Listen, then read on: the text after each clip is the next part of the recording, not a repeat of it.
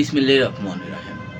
দেখেন যে 2024 সালে যখন আওয়ামী লীগ এবং জাতীয় পার্টি একসাথে নির্বাচন করে, বিএনপি, জামাত ইসলামী সহ অন্যান্য দলগুলোকে বাইরে রাখা, তখন আওয়ামী লীগের অনেক নেতাই বলছিল যে আগামী নির্বাচনের যদি ইনক্লুসিভ নির্বাচন করতে হয় সেক্ষেত্রে কেবল বিএনপিকে আনতে হবে। আওয়ামী লীগের অনেক নেতাই পরামর্শ দিছিল, কিন্তু সেই জাতীয় পার্টি তখন শেখ হাসিনাকে বলে যে এই নির্বাচনে শেখ হাসিনাকে বাইরে রেখে নির্বাচন করতে হবে।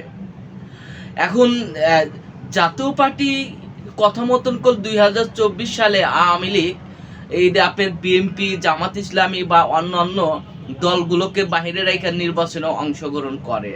আপনি একটা জিনিস দেখেন, এখন শেখ হাসিনা গত 2-3 দিন আগে তার যে বক্তব্য, সেই বক্তব্য শেখ হাসিনা বলতেছে জাতীয় পার্টি যে বেঈমান, এটা আবার প্রমাণ হলো। এরশাদ সাহেব ছিল স্বৈরাচার, আর তার ভাই জিএম কাদের হলো আপনার বেঈমান। কারণ জাতীয় পার্টির এই যে জিএম কাদেরকে কেন আওয়ামী লীগ বেঈমান বলতেছে, কেন আওয়ামী লীগ নেতারা জাতীয় পার্টিকে আপনার বিশ্বাসঘাতক এবং বেঈমান বলে উপস্থাপন করতেছে। দেখেন যে জাতীয় পার্টিকে কথা শুনে আপনার বিএনপি বা আপনার জামাত ইসলামকে নির্বাচনের বাইরে রাখলো, যে জাতীয় পার্টিকে নিয়ে কথা শুনে বিএনপি এই দিকে নির্বাচনে আপনি অংশগ্রহণ করতে দেয় নাই, সেই জাতীয় পার্টি আওয়ামী লীগের রাইখা আপনার তারা নিজেরা নির্বাচনে অংশগ্রহণ করতেছে। শুধু নির্বাচনে অংশগ্রহণ করে না, আপনি দেখেন যে আপনার জাতীয় পার্টির যে জিএম কাদের, যে মহাসচিব, বর্তমানে আপনার চেয়ারম্যান, মহাঘোষিত চেয়ারম্যান, কিন্তু আপনার জাতীয় পার্টির চেয়ারম্যান কোল আসলে অ্যাকচুয়ালি জিএম কাদের না। আপনি যদি জাতীয় পার্টির যে চেয়ারম্যানকে জোর করে, যখন হোসেন মোহাম্মদ এরশাদ সাহেব অসুস্থ এবং মৃত্যুর শয্যায়, ঠিক তখনই জিএম কাদের তার চেয়ারম্যান লেখানে জোর করে এক প্রকার। আপনার এখানে জাতীয় পার্টির চেয়ারম্যান ধরা হয় রওশন এরশাদকে বা এরিক এরশাদকে। যদি আপনার উত্তর অধিকার সূত্রেই যদি বলেন, তাহলে এরিক এরশাদ হয় হলো আপনার জাতীয় পার্টির চেয়ারম্যান। জিএম কাদের কোল জাতীয় পার্টির চেয়ারম্যান না। জিএম কাদের এক প্রকার জোর করে আপনার দেখেন যে এরিক এরশাদ, যেটা আপনার এরশাদ সাহেবের একমাত্র ছেলে, তাকে হলো ঘরে বন্দি করে রাখা বিদেশি এরশাদ এবং এরিক এরশাদকে ঘরের ভিতর বন্দি করে রাখা আপনার জিএম কাদের এক প্রকার নির্বাচন আসতেছে। দেখেন জিএম কাদের শুধু জাতীয় পার্টির সাথে বেমানি করছে এটা মোটেও ঠিক না।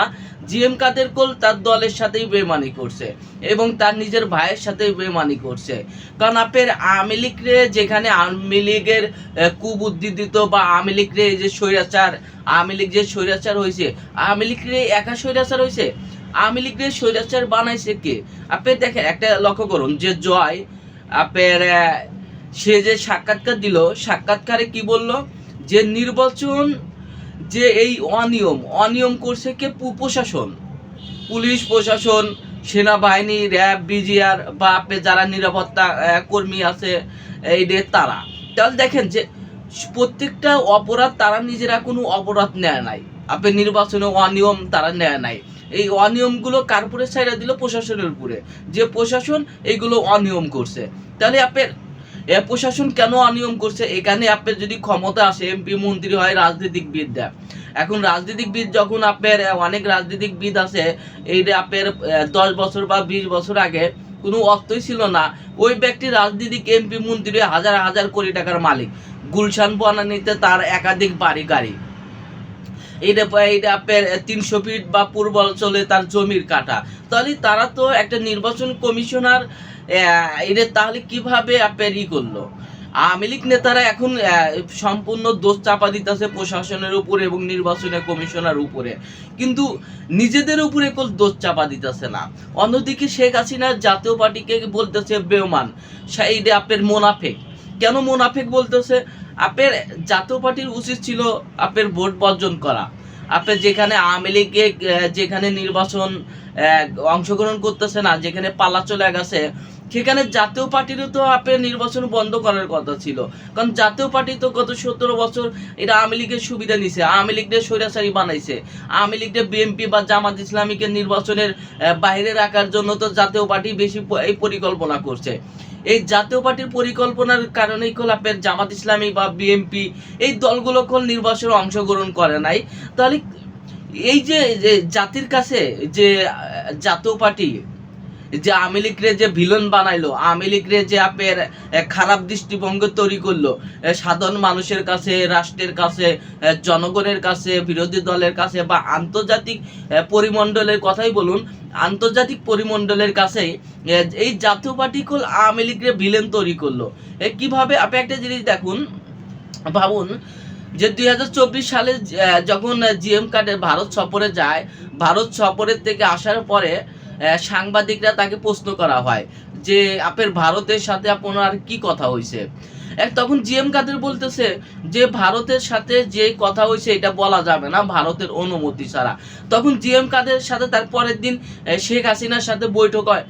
বৈঠকে শেখ হাসিনাকে জিএম কাদের বলে যে আপনি নির্বাচন করতে বিএনপি বা জামাত ইসলামী বা অন্যান্য শরিক দল আছে, এই দলগুলোকে আপনি নেওয়া যাবে না, এটা বলে ভারত বলছে জিএম কাদেরকে।